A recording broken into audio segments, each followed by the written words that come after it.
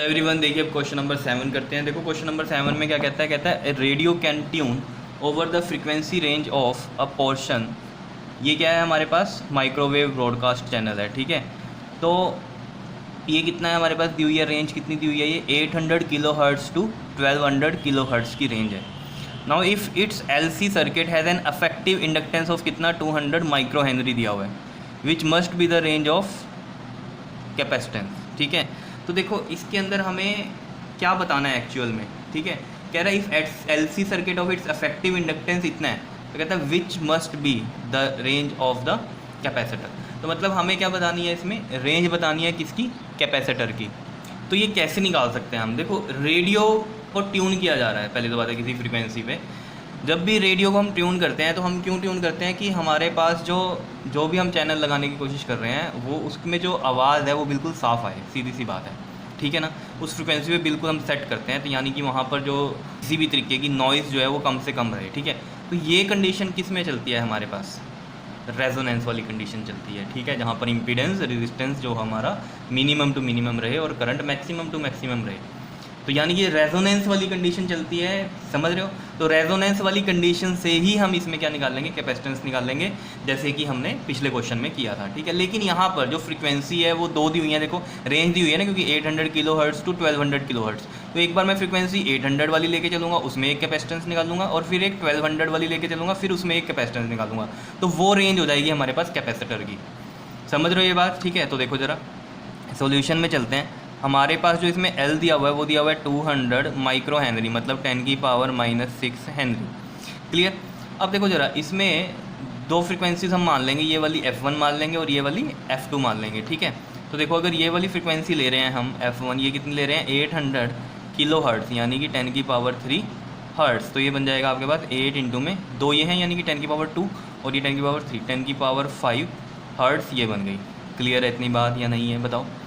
Clear. अब आपको पता है कैपेसिटेंस के लिए, अगर आपको याद हो इधर भी ये फॉर्मूला हमने लिखा था, F = में 1/2π√LC, रेजोनेंस कंडीशन वाली, रेजोनेंस फ्रीक्वेंसी की ही बात कर रहे थे हम लोग।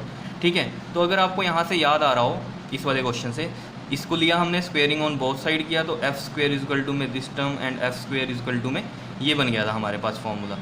ठीक है, और यहाँ से हमारे पास क्या आ गया था, C आ गया था, कितना था वो 1/4π² LF²। समझ रहे हो इतनी बात। तो वही हम काम यहाँ पर भी करेंगे। तो यहाँ पर F1 को लिखेंगे हम 1/2π में LC, और स्क्वेयरिंग ऑन बोथ साइड करेंगे तो यहाँ पर हमारे पास F1 का स्क्वायर आ जाएगा, और यहाँ पर आ जाएगा 2 का स्क्वायर 4, और ये साथ में π², और LC का अंडर रूट का स्क्वायर करेंगे तो ये सिंपल LC रह जाएगा यहाँ। ठीक है, C को इधर लेके जाएंगे, इधर रह गया हमारे पास 1/4π², और इधर क्या बच गया हमारे पास L, और ये इधर से F1 का स्क्वायर बच गया। ठीक है, यहाँ वैल्यूज पुट करते हैं, देखो 1/4 π² की वैल्यू मैंने आपको यहाँ भी बताई थी कि 3.14 का स्क्वायर करते हैं तो 9.87 लेते हैं। इसको अप्रॉक्सीमेट हम कितना लेके चलेंगे, 10 लेकर चल लेंगे। ठीक है, L हमें पता है कितना था हमारे पास 200 इंटू में 10 की पावर -6, एंड F1 का स्क्वायर, F1 कितना है देखो ये है हमारे पास 8 इंटू 10 की पावर 5 का स्क्वायर, तो 8 इंटू में 10 की पावर 5 का स्क्वायर इधर लिख दिया हमने। बताओ कोई परेशानी इसमें किसी भी तरीके की। ठीक है, अब इसको सॉल्व करते हैं। देखो ये कैसे बनेगा, अब हमारे पास देखो 4 ये रहा 4, और इसका 2 यहाँ लिख दिया मैंने ये। क्लियर। अब देखो ज़रा ये 10 और 2 जीरो दिए, मतलब 1000 ये हो गया। ठीक है, तो मैं इसको लिख सकता हूँ 10 की पावर 3, और साथ में ये 10 की पावर -6 ये वाला। इधर देखो 8 का कितना हो गया हमारे पास 64, एंड 10 की पावर 5 का स्क्वायर इज़ 10 की पावर 10 बन जाएगा। क्या इतनी बात क्लियर है या नहीं है, बता दो ज़रा। ठीक है, अब देखो ज़रा 1 में 64 इंटू में 4 इंटू में 2, यानी कि 4 2 8, 8 इंटू 64 करोगे आप तो ये बनेगा आपके पास 512। क्लियर। और अब इन 10 की पावर्स को सोल्व कर लो। देखो 3 और -6, माइनस का 3, समझ रहे हो इतनी बात। 3 और -6 कितना बन गया ये हमारे पास -3, और ये रहा 10, तो 10 और -3 कितना बन गया ये हमारे पास 10 की पावर 7। समझ रहे हो ना ये सब बातें। ठीक है, 10 की पावर ये बन गया है हमारे पास 7। अब उसको जब हम डिवाइड करेंगे 1 में 512 को, तो हमारे पास जो आएगा वो आएगा 0.001953, और नीचे 10 की पावर 7 था तो ये ऊपर जाके 10 की पावर -7 बन जाएगा। ठीक है, क्लियर है इतनी बात। अब देखो इसको मैं अगर ये तो हमारे पास फेरेड में आ गया, ठीक है आंसर। लेकिन अगर मैं इसको पिको फेरेड में चेंज करना चाहता हूँ तो देखो उससे क्या फ़ायदा होगा, ये पॉइंट भी इधर चला जाएगा 1 से इधर, तो देखो 1 2 3 पॉइंट इधर शिफ्ट कर रहा हूँ अगर मैं इसमें, ठीक है। तो ये हमारे पास कितना बन जाएगा, नीचे 1000 आएगा। और अगर मैं थोड़ा और इसको शिफ्ट करूं, क्योंकि मुझे इधर कितना चाहिए, 12 चाहिए, तो देखो अगर 12 चाहिए तो इधर मुझे कितना लेना पड़ेगा, यहाँ -5 आए किसी तरीके से, यही चाहते हैं, -7 -5 माइनस का 12 बनेगा, तब ये पिको फेरेड में बनेगा, समझ रहे हो ना। पिको में मतलब क्या होता है, 10⁻⁻12 होता है। तो 1 2 3 4 5 यहाँ पर जाके होगा, तो मैं इसको ऐसे लिख दूँ 195.3, और नीचे कितना आ जाएगा हमारे पास, 5 पॉइंट गया ना इधर, तो 1 2 3 4 5, समझ रहे हो। तो ये हो जाएगा आपके पास 195.3 इंटू में 10⁻⁻7 इंटू में 10 के बाद नीचे 5 था, 10⁻5 बन जाएगा ये, तो ऊपर जाके -5, तो ये आ जाएगा 195.3 इंटू में 10⁻⁻12 फेरेड।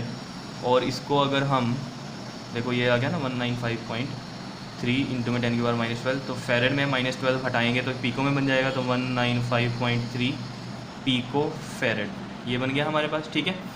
तो ये हमारे पास जो आया है एक फ्रीक्वेंसी पे आया है 800 वाली पे। अब हम 1200 वाली पे देखेंगे कैपेसिटेंस कितना आया है, इसी तरीके से करना है, और ठीक है। देखो ये थोड़ा सा वेरी कर सकता है, कई जगह ये 198 में भी आंसर है, ठीक है। तो वो मैंने आपको बताया है किसकी वजह से ये वेरी करता है, क्योंकि हमने जो पाई की वैल्यू लिया है वो 10 ली है, पाई स्क्वायर की मतलब वैल्यू जो लिया है वो 10 ली है, और जबकि आती कितनी है 9.87। तो सिर्फ क्वेश्चन को थोड़ा इजी कैलकुलेशन में करने के लिए हमने ऐसा किया, तो कोई इतना फ़र्क नहीं पड़ता, ठीक है। तो हम इसके आगे ये अप्रोक्स लिख सकते हैं यहाँ, क्लियर है बात, ठीक है। अब देखो ज़रा इसमें हमें फ्रीक्वेंसी 1200 वाली पे भी लेना है, ठीक है। तो यहीं पर चलते हैं हम, इस साइड कर लेते हैं थोड़ा सा, ठीक है। तो देखो ज़रा F2 हमारे पास कितनी दी हुई है, ये 1200 किलो हर्ट्स यानी कि 10⁻³ हर्ट्स, तो आ जाएगा 12 इंटू 10⁵ हर्ट्स, ठीक है।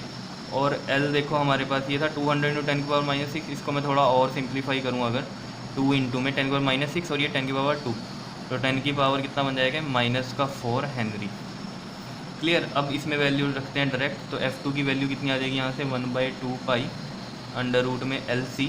और अगर यहाँ आप जैसे F1 लिया था तो ये C1 ले सकते हो, ठीक है, और यहाँ भी C1 लगा सकते हो, ये कोई दिक्कत नहीं है, ठीक है। यहाँ F2 लिया है तो इसको हम C2 लिख सकते हैं, कोई दिक्कत नहीं है, क्लियर। अब वही है, इसमें भी स्क्वेयरिंग ऑन बोथ साइड कर के जो भी है, ठीक है। तो इस तरीके से वैल्यू बनेगी, मैं डायरेक्ट लिख रहा हूँ ये चीज़, ठीक। तो यहाँ पर जो आएगा वो आ जाएगा C2 में 1/4 पाई स्क्वेयर L, और साथ में आ जाएगा F1 की जगह यहाँ F2 का स्क्वेयर आ जाएगा, समझ रहे हो बात को।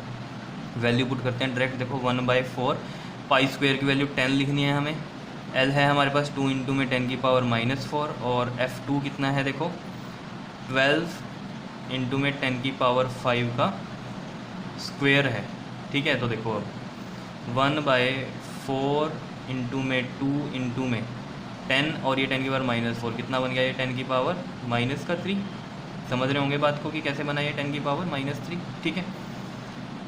और यहाँ से देखो ज़रा 12 का स्क्वायर होता है 144 और 10⁵ का स्क्वायर होता है 10⁻10, ठीक है। तो ये देखो ज़रा कितना बन जाएगा ये हमारे पास 4 2 8, और 144 को हम जब 8 से मल्टीप्लाई करेंगे तो ये आ जाएगा आपके पास 1152 इंटू में 10⁻³ और 10⁻10 प्लस का है, तो 10 की पावर कितना आ जाएगा हमारे पास, ये 7। और जब इसको डिवाइड करोगे आप 1/1152 को, तो ये जो आपके पास आएगा वो आएगा 0.000868, और नीचे 7 है तो ये ऊपर जाके -7 बन जाएगा, ठीक है। तो ये आया आपके पास फेरेड में। अब आपने क्या करना है, इसको भी पीको में लेके चलो, तो पीको में यहाँ कितना चाहिए, -5 और चाहिए, ताकि कितना बन जाए -12, तो देखो 5 इधर जाएगा, ये 1 2 3 4 5, ये आ गया 86.8, और नीचे आ गया 10⁵ इंटू में 10⁻⁻7, तो ये आ जाएगा 86.8 इंटू में 10⁻, इसमें देखो ज़रा ये 5 ऊपर जाके -7 -5 बन जाएगा, -12 बन जाएगा। और पीको में बनाना है तो 86.8 इन 10⁻⁻12 हटा दो, और ये कितना बन जाएगा, पिको फेरेड बन जाएगा, ठीक है। तो ये C2 आ गया, तो C2 की वैल्यू आ गई 86.8 पिको फेरेड। ये भी थोड़ी सी वेरी कर सकती है क्योंकि वही है, पाई स्क्वायर की वैल्यू हमने 10 ली है, वैसे 9.87 रखते हैं, क्लियर। लेकिन न्यूमेरिकल में इस तरह का आप कर सकते हो क्योंकि आपकी कैलकुलेशन जो है वो ईजी हो जाए और टाइम कंज्यूमिंग कम रहे हमारा, ठीक है। तो अब जो रेंज आई है हमारे पास वो कितनी आ गई है, कैपेसिटर की जो रेंज आई है हमारे पास, देखो यहाँ लिख देते हैं हम रेंज ऑफ सी। तो ये जो रेंज आई है हमारे पास ये कितनी आ गई है, देखो 86.8 पिको फेरेड है और ये कितनी है 195.3 पिको फेरेड है। ठीक है, तो हम इसको इस तरीके से लिख सकते हैं 86.8 पिको फेरेड टू कितनी आ गई रेंज 195.3 पिको फेरेड अप्रोक्स जो है ये रेंज आ गई। बताओ कितनी बात समझ में आई है या नहीं आई है, बताओ क्लियर है टॉपिक या नहीं? ठीक है ना, क्लियर। अब कई बच्चों को कन्फ्यूज़न हो रही होगी कि हमने इसको ऐसे क्यों नहीं लिखा, यहाँ 800 to 1200 है जैसे, तो 800 वाले में ये आया हमारा आंसर और 1200 वाले में ये आया, तो हमने ऐसे क्यों नहीं लिखा 195.3 से 86.8। देखो इसको ऐसे क्यों नहीं लिखा, देखो आपको पता ही है सी जो होता है हमारा, अगर आपको याद हो इस तरीके से, देखो एक्स जो सी होता है वो होता है इस तरीके से 1/2 एफ सी। ठीक है ना, क्योंकि एक्स सी की जो वैल्यू होती है वो होती है इस तरीके से 1/ω/c। ठीक है, तो अगर सी इधर लेके जाएं तो 1/2 एफ और ये कितना बनता है एक्स सी इधर बनता है। ठीक है, तो एफ और सी का रिलेशन देखो क्या है, इन्वर्सली है। एफ कम है तो सी क्या आएगा ज़्यादा, देखो यहाँ एफ कम था, क्लियर, इस वाले केस में यहाँ पर 800 एफ कम था तो यहाँ सी ज़्यादा है, और यहाँ पर एफ़ क्या था इस वाले केस में 1200 था एफ़, यहाँ एफ़ ज़्यादा था तो सी कम आया है। तो रेंज हम ऐसे लिखते हैं, कम से ज़्यादा वाली रेंज लिखते हैं, तो इसलिए इसको ऐसा लिखा है। ठीक है, क्लियर है, समझ में आ गई होगी कहानी की क्या है। ठीक है जी, तो इनको अच्छे से कर लेना क्वेश्चन को, clear. Okay ji, thank you.